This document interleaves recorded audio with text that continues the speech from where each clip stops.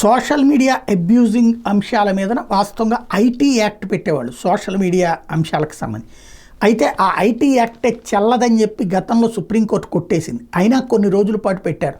పెడితే అసలు ఆ కేసులు పెట్టడానికి వీల్లేదంటూ మ్యాజిస్ట్రేట్లకు కూడా అప్పట్లో హైకోర్టులు ఆదేశాలు జారీ చేసినాయి.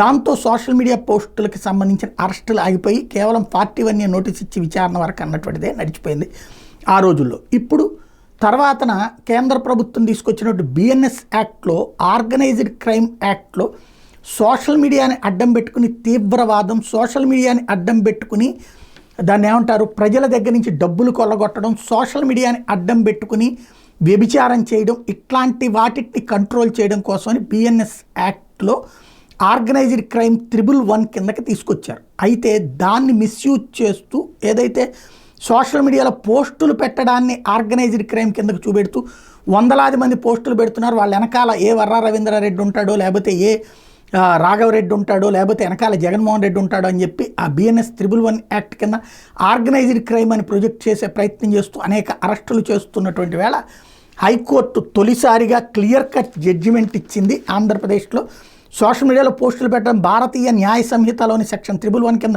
వ్యవస్థీకృత నేరం అంటూ కొందరి మీద పోలీసులు ఉద్దేశపూర్వకంగా పెడుతున్న కేసులకు సంబంధించి హైకోర్టు ఒకంత స్పష్టతనిచ్చింది.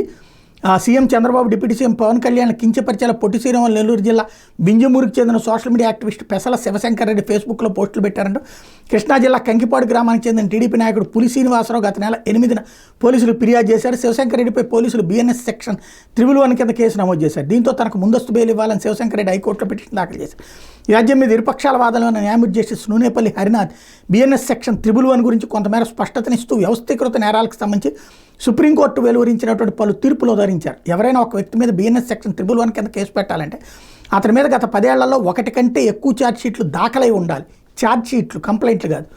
వాటిని సంబంధిత కోర్టు విచారణకు స్వీకరించి ఉండాలి. అది తప్పనిసరి. బిఎన్ఎస్ సెక్షన్ 111 మహారాష్ట్ర వ్యవస్థీకృత నేరాల నిరోధక చట్టంతో పాటు గుజరాత్ ఉగ్రవాద వ్యవస్థీకృత నేరాల నిరోధక చట్టాన్ని పోలుంది. నేను ఇందాక చెప్పిన పాయింట్. మహారాష్ట్ర, గుజరాత్ చట్టాలు ఏ సందర్భాల్లో వర్తిస్తాయో సుప్రీంకోర్టు పలు తీర్పులో స్పష్టం చేసింది.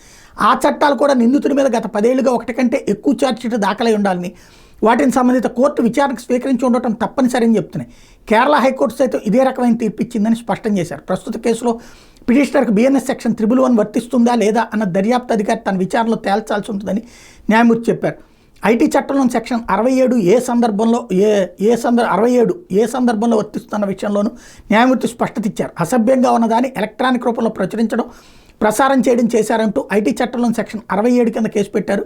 ఏది అసభ్యత కిందకు వస్తుందన్న దాన్ని తేల్చే ముందు సమకాలీన విలువలను, జాతీయ ప్రమాణాలను ఆధారంగా తీసుకోవాలి తప్ప సున్నిత మనస్కులతో కూడిన సమూహం నిర్దేశించిన ప్రమాణాలకు కాదని సుప్రీంకోర్టు స్పష్టంగా చెప్పింది. అసభ్యత నిర్ధారించే ముందు విషయం మొత్తాన్ని చూడాలి తప్ప అందులో భాగం ఆధారంగా అసభ్యత నిర్ణయించడానికి వీల్లేదని కూడా సుప్రీంకోర్టు చెప్పిందని జస్టిస్ హరినాథ్ తన తీర్పులో గుర్తు చేశారు. వీటన్నింటి పరిగణలోకి తీసుకుంటూ పిటిషనర్ పెసల శివశంకర్ రెడ్డికి ముందస్తు బెయిల్ మంజూరు చేశారు.